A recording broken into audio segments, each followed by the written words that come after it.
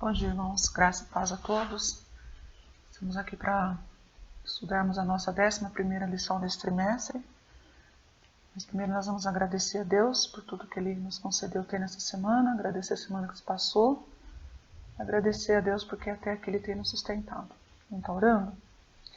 Pai amado, nós te damos graças, Senhor Deus, pelo Teu amor, pelo Teu cuidado, pela salvação que nos foi dada, Senhor Deus, através do sacrifício de Seu Filho Jesus. Cuida da gente, Senhor Deus, nós agradecemos pelo alimento que o Senhor nos deu nessa semana, pela proteção, provisão. Pedimos agora que o Senhor esteja nos abençoando também nessa lição, Pai. Cuida da gente, Senhor Deus, perdoa os nossos pecados e fala conosco. Obrigado porque até aqui o Senhor tem nos sustentado, Senhor Deus. Ilumina nossos passos, nos dê sabedoria e discernimento para fazermos e cumprirmos sempre a Tua vontade. Ser conosco é que eu te peço em nome de Jesus. Amém. Bom, então a nossa lição tem como título A Vinda do Senhor Jesus. Nosso texto bíblico está em Mateus 24, 25. Nosso texto áureo está em Mateus 25, 21, que eu vou estar lendo agora, tá? Que diz o seguinte. Mateus 25, 21 diz: Disse-lhe o Senhor, muito bom, servo bom e fiel. Foste fiel no pouco, sobre o muito te colocarei. Entra no gozo do teu Senhor. Aqui vai falar sobre a parábola dos 10 talentos, Essa lição, no geral, ela vai falar sobre a vinda do Senhor Jesus, o que a gente tem que fazer, para esperar a vinda do Senhor Jesus, qual é o comportamento que a gente tem que ter, E na nossa lição começa dizendo o seguinte: quanto à vinda do Senhor Jesus e o fim dos tempos, a igreja deve estar preparada, tendo a devida coragem de cuidar diligentemente tendo a devida coragem e um cuidado diligente com os falsos profetas. Deve conscientizar-se de que a tribulação será inevitável, mas os escolhidos de Deus serão preparados. Deve discernir as ocorrências do mundo e manter-se em paz para o encontro contigo com Cristo em glória. Deve manter-se prudente e vigilante, sem perder o foco para o encontro com o noivo. Deve investir os seus dons e talentos para o avanço do reino, consciente de que haverá prestação de conta. Deve ir em busca dos perdidos, cumprir um mandato social e assistir aos vulneráveis. Então a gente vê que a Bíblia ela é repleta de orientações nos preparando para o fim do mundo. Então isso vai acontecer. A gente não sabe se nós vamos ser arrebatados, ou se nós vamos prestar conta com Deus antes, mas que a gente vai passar por esse processo, a gente vai. Então, quanto à vinda do Senhor Jesus, a igreja ela tem que estar preparada. Nós temos hoje, eu sempre agradeço a Deus pela liberdade que nós temos de ler a palavra dele, pelo conhecimento que ele nos dá através da palavra dele, porque ele nos dá a chance de estarmos preparados o tempo todo. Então, não é uma coisa que a gente não sabe como se comportar. Deus ele tem nos dado ferramentas, ele tem nos dado situações para a gente pôr em prática o nosso conhecimento em relação à palavra dele.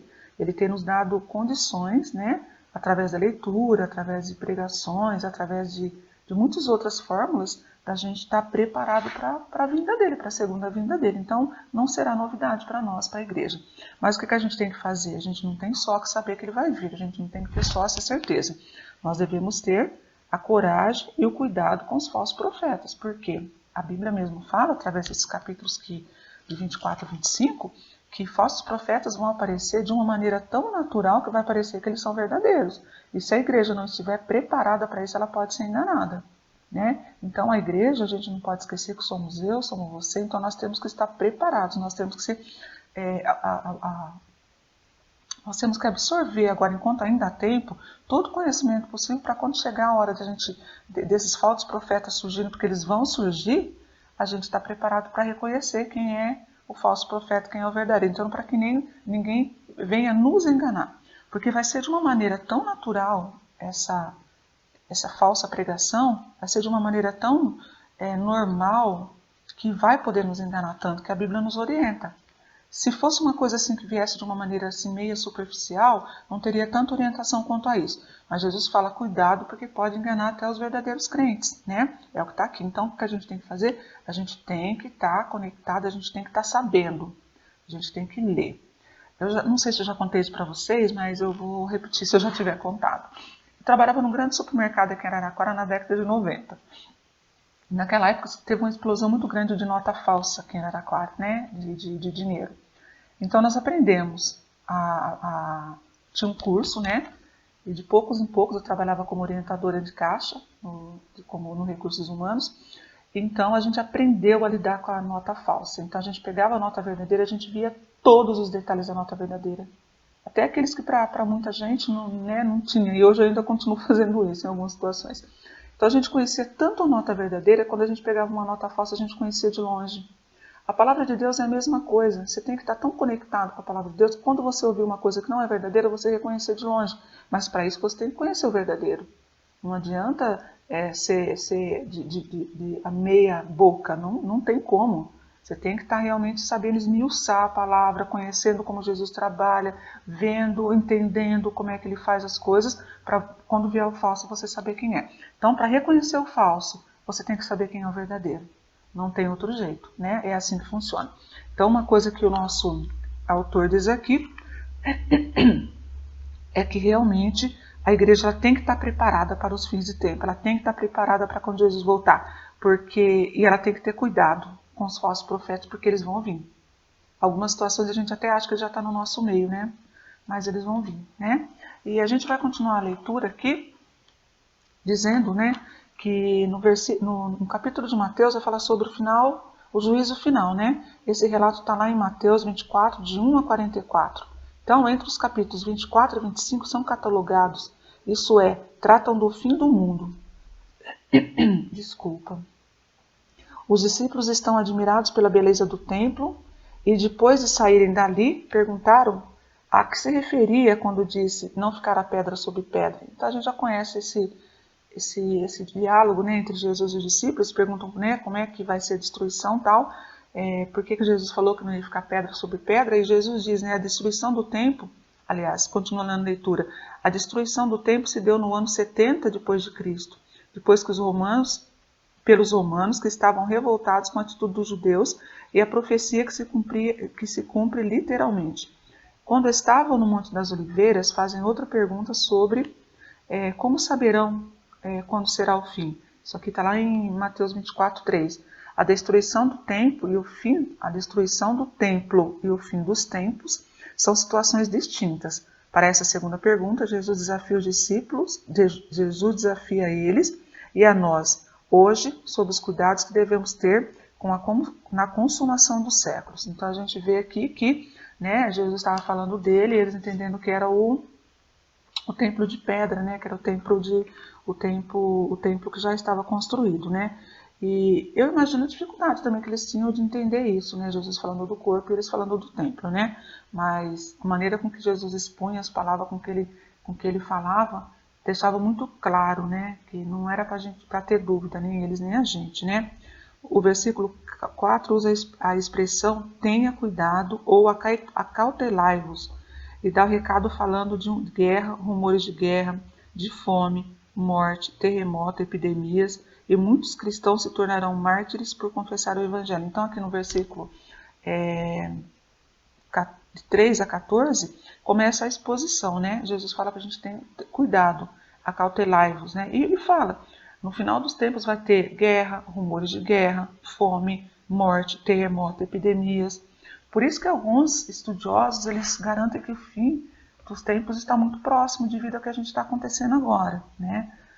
Devido ao que a gente está passando agora, né? Epidemia, guerra, falta de amor, né? Filhos matando pai, pai matando filho, essa confusão toda que nós estamos vivendo, né? Isso são prenúncios do final do tempo porque está na Bíblia. Agora, quando vai ser exatamente, a Bíblia também, Jesus fala que nem ele sabe. Só quem sabe é Deus. Nem ele, nem os anjos, ninguém sabe. Só quem fala é Deus, né? Mas aqui está na Bíblia que quando próximo do final do tempo estaria acontecendo essas coisas. Então, pelo que a gente está vivendo, eu acredito que não esteja muito longe, mas isso aí é com Deus, né? A Bíblia não nos dá data, ela não deixa nem a gente imaginar de longe quando vai ser, e o que tem além disso é só especulação, né? Aí o versículo de 11 a 13 fala sobre o falso profeta, os falsos líderes que ensinarão conceitos que não são bíblicos, enganando o povo. Então a gente está vendo que tudo isso está na mídia, né? A gente vê que foi escrito lá atrás, né? E está tão natural hoje, está tão presente hoje na nossa vida, né? E ele diz, né, prega a sua palavra, o falso profeta, né, ideias sem base na palavra ou com interpretação distorcida. Infelizmente temos visto isso nas nossas sociedades. Haverá muita gente na igreja que na realidade não pertence à igreja de Cristo por acreditarem em falsidades pronunciadas por seus líderes falsos. Então, é o que a gente está vendo hoje, né? Muitas vezes a gente não tem compromisso com Deus, né? A gente não. Muitas vezes as pessoas não têm compromisso com Deus. Elas têm compromisso com os líderes. E aí tudo que o líder fala é verdade. Tudo que o líder fala, a pessoa baixa a cabeça. Então isso é falta de conhecimento do verdadeiro. Né? Isso é falta de conhecimento, isso é falta de interesse em aprender o que é verdadeiro. Então essas pessoas que professam isso, que defendem isso, elas não fazem parte da igreja de Cristo como está escrito aqui. Elas fazem parte de uma igreja falsa, de uma comunidade falsa, né? Por isso, a fé de muitos se esfriarão e terão resistência diante dos acontecimentos e ataques. Uma advertência a todos nós hoje,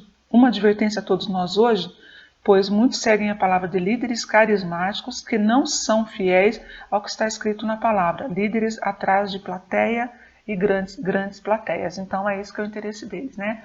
Não é propagar o evangelho, não é permitir com que mais pessoas, através do seu conhecimento, venham conhecer o evangelho, mas é plateia. Isso é muito perigoso, irmãos. Isso é muito perigoso, porque a gente sabe também que nossa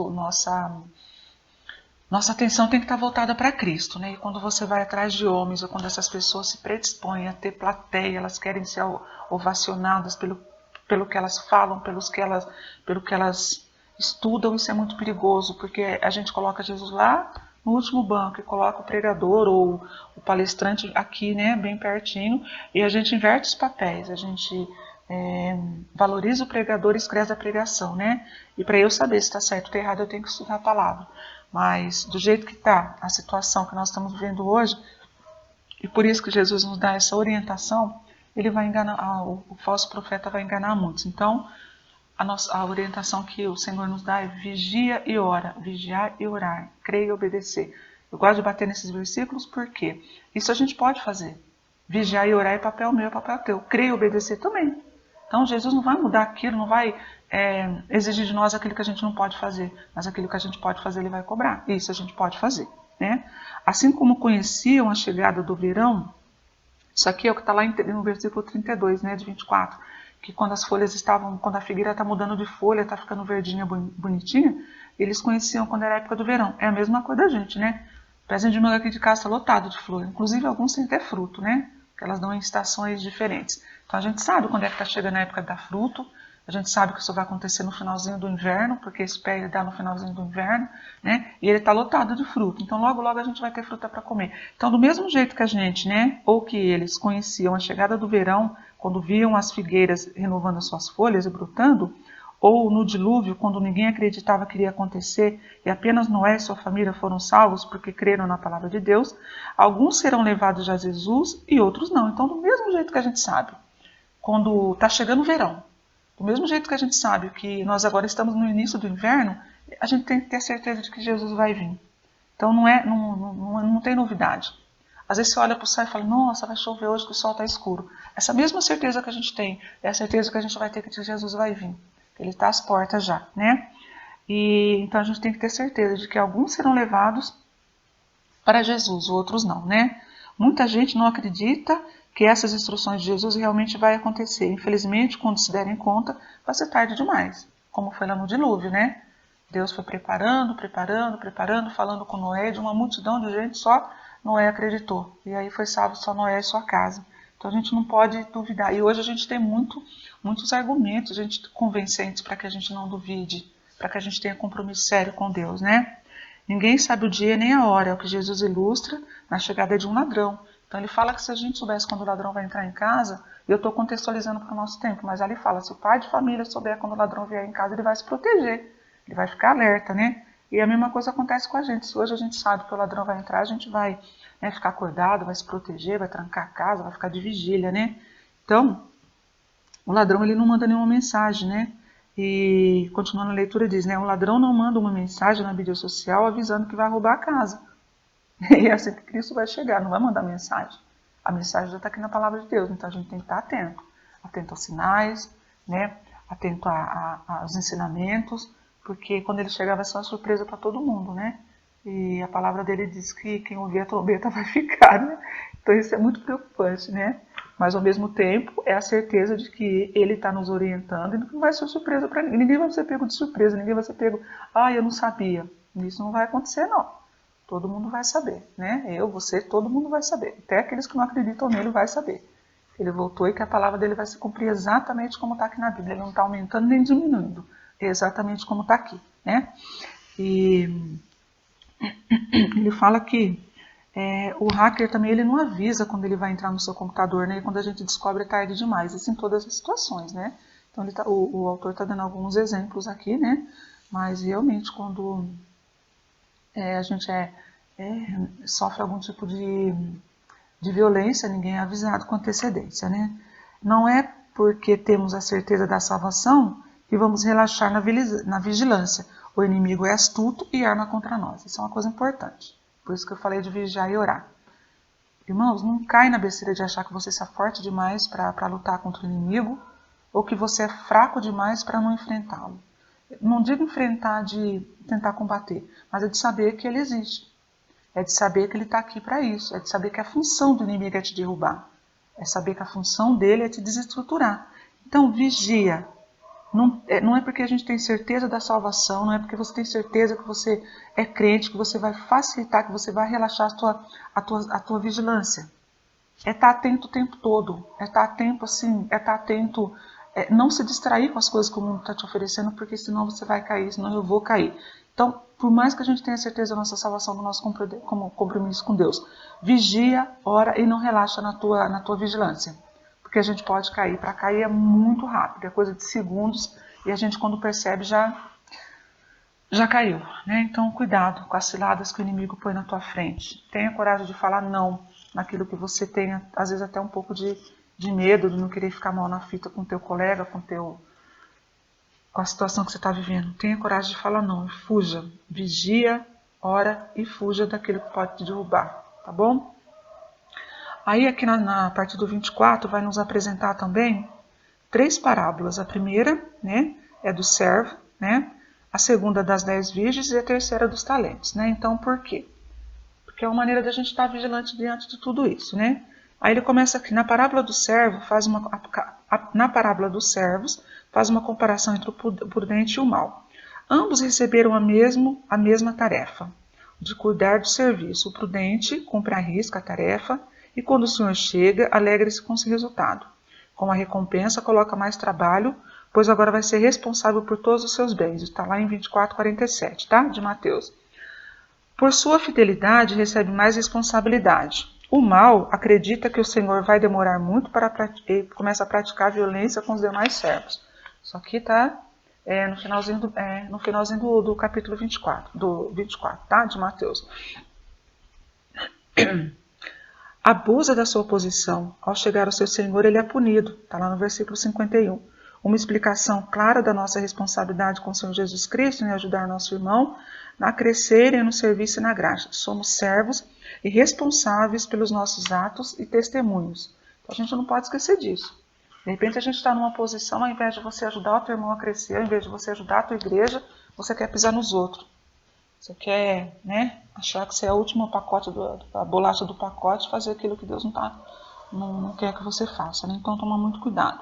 Quando alguma coisa cai na nossa mão, quando nós temos uma posição na igreja, quando nós somos responsáveis pelo ministério, para que a gente faça a diferença, para que a gente trabalhe, não para a igreja, não para o pastor, não para a pessoa que nós somos subordinadas, mas para Deus. Então é Deus que conhece o nosso coração, é Deus que Ele sabe o que Ele pode pedir de nós. Então faça o que você tiver que fazer na igreja, mas faça bem feito. Não faça para ser reconhecido pelo homem. Isso é limpar, catar copinho na igreja, jogar um lixo, não custa. Faça, mas faça bem feito, né? Não fica achando que o cargo que você ocupa é para ficar bem com os outros, é para ficar na minha. Não, esquece isso. É para Deus, isso é o mais importante, que Deus vê, e também não se incomode com o que você possa ouvir de maneira negativa. É Deus que conhece o nosso coração, né? E faça bem feito, mas faça para Deus, sem aquela coisa de querer ser reconhecido pelo homem. Isso não é legal não, isso não vai edificar a vida de ninguém, né? Então, a gente, quando está nessa posição, a gente tem que fazer bem feito, né? E o autor continua dizendo aqui que nós somos servos responsáveis pelos nossos atos e testemunhos. Interessante que a recompensa pela obediência aos preceitos de Deus não leva à aposentadoria para o descanso, mas para uma promoção de uma tarefa mais desafiadora. Então, quando você está trabalhando, a recompensa, né, não é você, ai que delícia, né, agora eu vou me aposentar. Não, é para ter mais responsabilidade, é para trabalhar mais ainda, né, e geralmente as tarefas são mais desafiadoras na nossa vida, né, então, fazer. E o prêmio é você ter mais responsabilidade, é você ter mais reconhecimento da parte de Deus que você está fazendo a coisa certa, né? Aí na nossa segunda lição, na nossa segunda parábola, vai falar sobre as 10 virgens, né? A gente também já conhece essa parábola, né? Foram 10 virgens ao encontro do noivo. 5 eram prudentes, que elas tinham levado mais azeite para a lamparina, e 5 não. É interessante a gente ver porque assim, elas não sabiam quando o noivo ia vir, do mesmo jeito que a gente também não sabe quando Jesus vai vir, mas elas estavam preparadas, né? Então elas estavam preparadas, elas levaram uma lamparina cheia de azeite porque era escuro e elas levaram também uma reserva e ficaram atentas, né? As outras 5 não, né?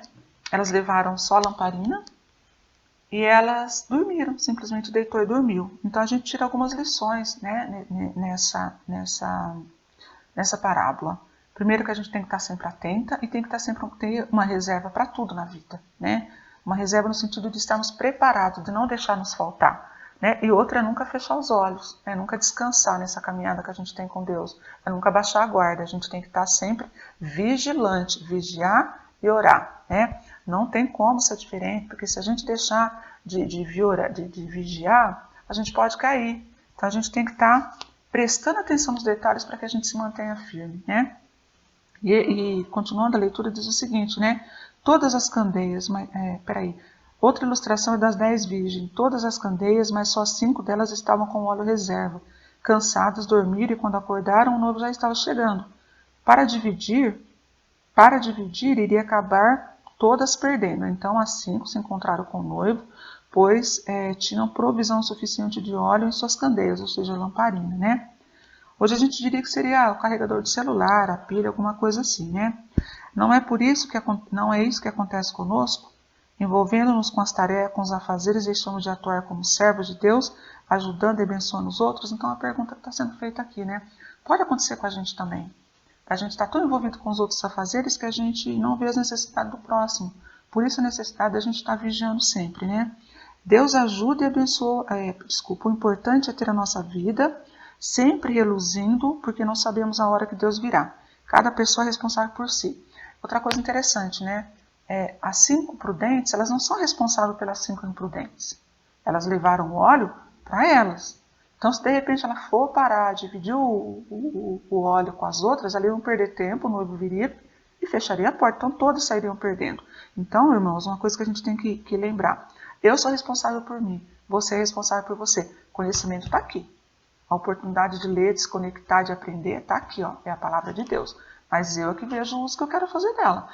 Você não é responsável pela minha vida espiritual e eu não sou responsável pela tua vida espiritual. Mas eu sou responsável, você é responsável pelo nosso bem-estar como igreja.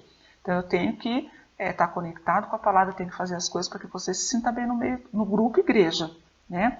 E você também tem que me deixar bem no grupo igreja. Mas a responsabilidade de salvação é individual. Deus nunca falou que pelo fato de eu ser mãe, eu ia orar, e meus filhos seriam pegar carona na minha salvação. Ou o filho orar, e o pai pegar carona na salvação do filho. Não, cada um é responsável por si.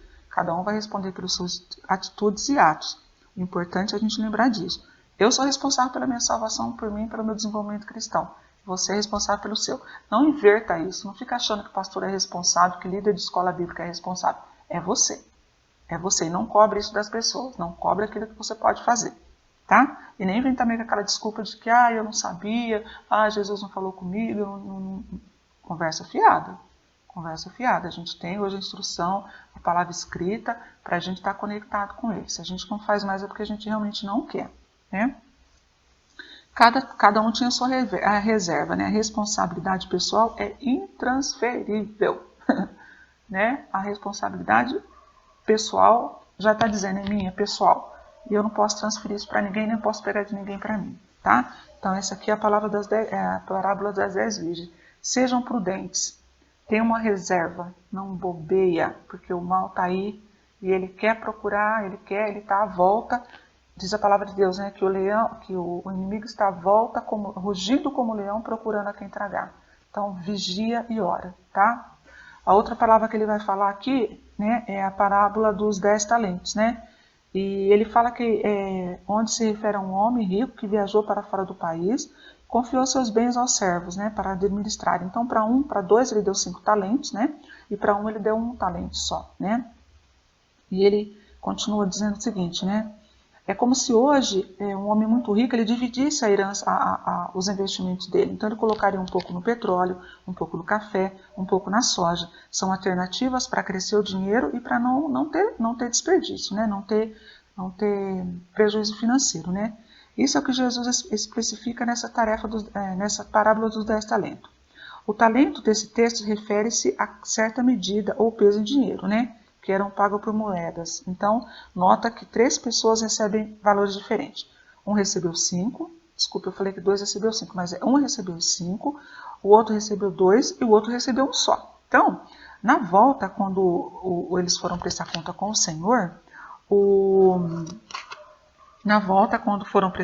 os 2 primeiros explicaram e rendeu mais ainda. O terceiro, com medo, enterrou o dinheiro do patrono que enterrou. Né? Os 2 primeiros dobraram o valor e o patrão ficou feliz e o convidou para a festa. O terceiro devolveu apenas o que recebeu, né, que era 1 talento só, e recebeu uma dura advertência.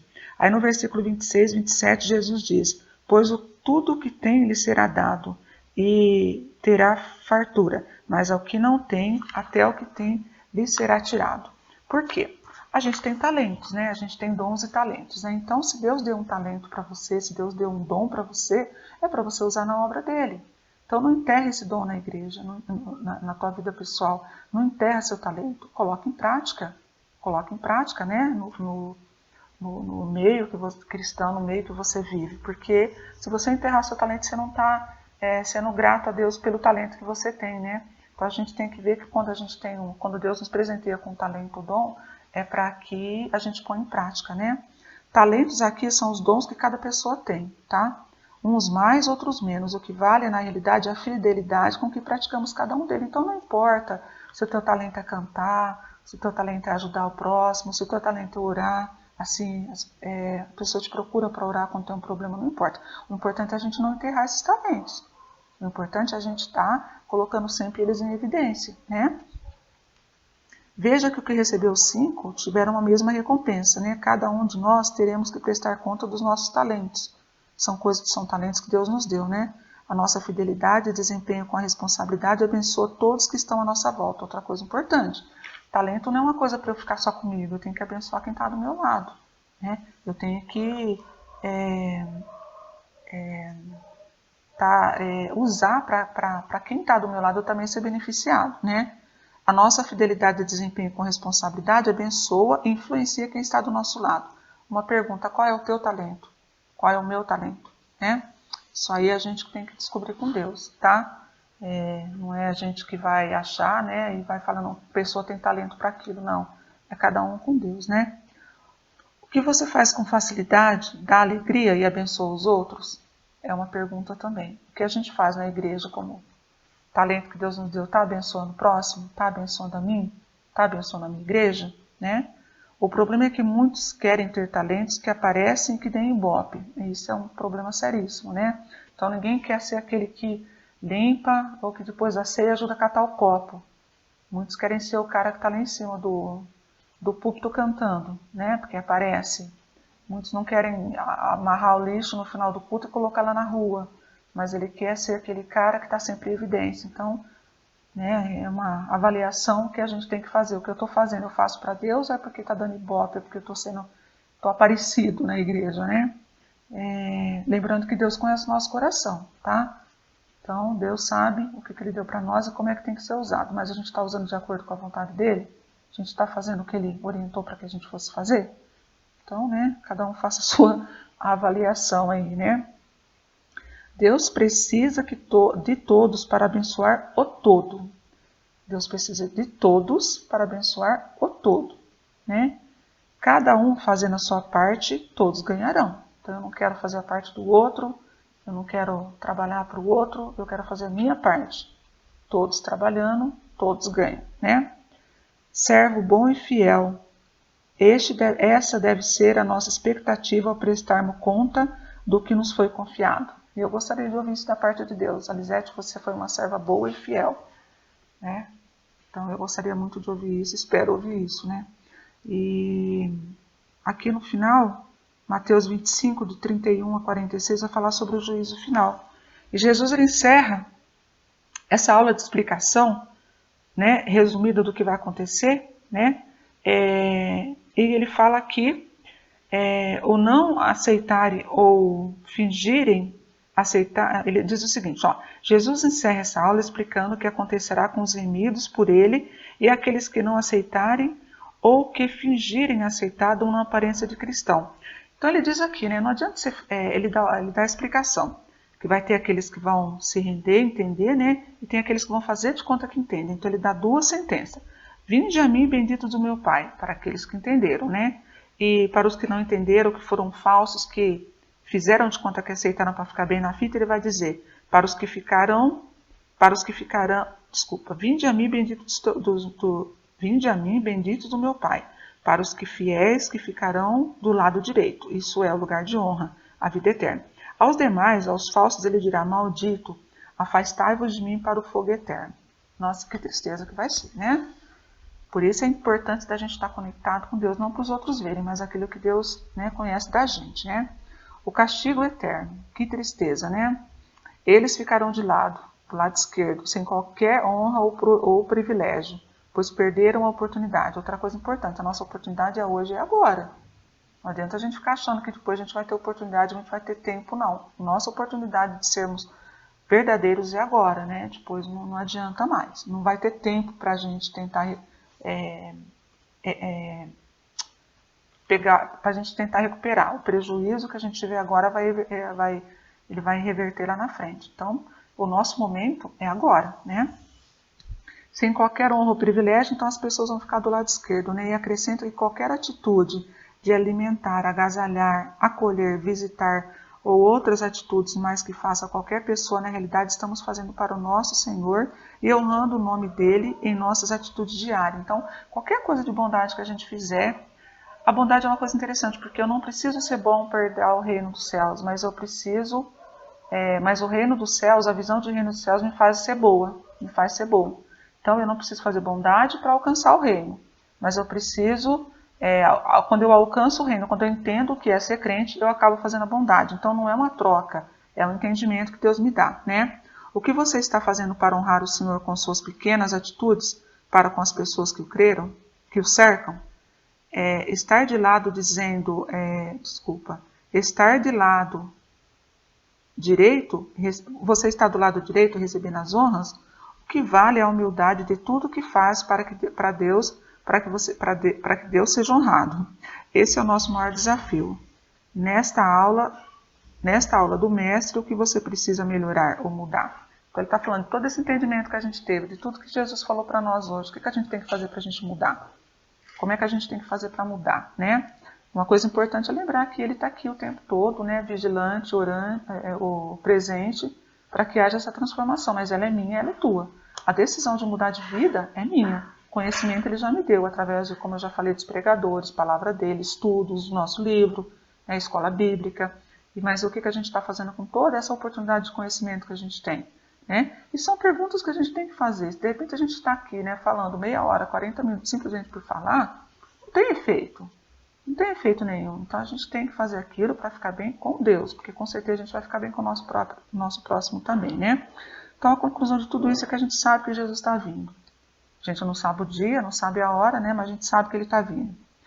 Então, as profecias estão se cumprindo. Isso é outra certeza que a gente tem.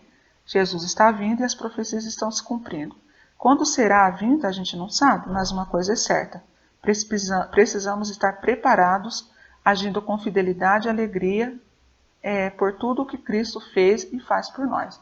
Então a certeza que a gente tem que ter, Jesus está vindo, as profecias estão se cumprindo e a gente tem que estar preparado para receber isso com alegria, né? Com fidelidade a Deus. Que Ele possa ter nos abençoado nessa lição, né? Que Deus possa ter falado conosco. Eu agradeço mais uma vez por Ele estar nos permitindo terminar esse trimestre, né? Que a nossa próxima lição já será a última, né, do trimestre. E agradeço a você por estar assistindo esse nosso compartilhamento nessas lições, tá bom? A gente vai estar orando agora e eu peço que Ele nos dê um bom almoço, que Ele fale conosco no culto à noite, que Ele se faça presente em nossas vidas a cada dia. Tá bom? Vamos estar orando? Pai amado, eu te dou graças, Senhor Deus, pelo teu amor, pelo teu cuidado, pela palavra escrita que o Senhor nos deu capacitação, Senhor Deus, capacidade para ler. Muito obrigado pelo entendimento que o Senhor nos dá também através de tudo que acontece em nossas vidas. Que nós não sejamos simplesmente ouvintes, Senhor Deus, mas que a gente possa realmente entender que a tua vinda é certa, que tudo que a gente precisa saber para te esperar, Senhor Deus, está na tua palavra, Pai. O Senhor não vai fazer nem mais nem menos. Nós agradecemos porque o Senhor é transparente, o Senhor não fala de maneira que a gente não entenda, e nós te louvamos por isso, Deus amado. Obrigado, Senhor Deus, por tudo. O Senhor possa estar nos fortalecendo a cada dia, entendendo, Senhor Deus, que o nosso compromisso tem que ser com o Senhor. Nos permita usar nossos dons e talento para a honra do teu nome, Pai amado. Cuida da nossa igreja, Senhor Deus, nos prepare para mais um culto à noite. Que o Senhor fale conosco, Pai. Obrigada por tudo que aconteceu até aqui. Eu te agradeço. Em nome de Jesus, amém. Irmãos, que Deus nos abençoe, nos dê uma tarde na presença de Deus, nos dê uma boa almoço. Tchau para vocês. Boa tarde. Bom dia.